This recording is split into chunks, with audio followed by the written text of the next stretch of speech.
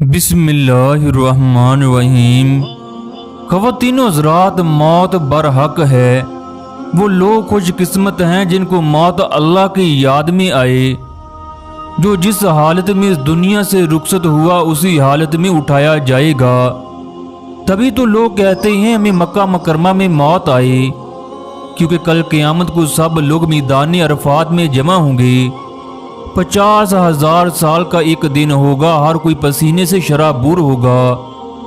سورج سوا نیزے پر ہوگا، لوگ رب نفسی پکا رہے ہوں گے۔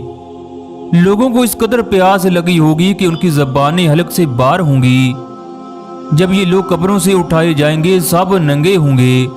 نبی اکرم صلی اللہ علیہ وسلم سے پوچھا گیا کیا اس دن لوگ ایک دوسرے کی طرف نہیں دیکھیں گے؟ آپ صلی اللہ علیہ وسلم نے فرمایا نہیں، بلکہ ہر کسی کو اپنی پڑی ہوگی۔ قیامت کا دن وہ ہے، اگر ماں بچے کو دودھ پلا رہی ہوگی وہ بھی اسے پھینک دے گی۔ جنگل کے جانور شہر کی جانب بھاگ رہے ہوں گے، پہاڑ روئی کی طرح اڑ رہے ہوں گے، سورج کی گرمی سے زمین تانبے کی ہو جائے گی۔ خوش قسمت ہوں گے وہ لوگ جو نماز کی حالت میں رخصت ہوئے۔ خوش قسمت ہوں گے وہ لوگ جو روزے کی حالت میں اس دنیا سے رخصت ہوئے۔ خوش قسمت وہ لوگ ہوں گے جو اللہ کی راہ میں جہاد کرتے ہوئے جائیں گے۔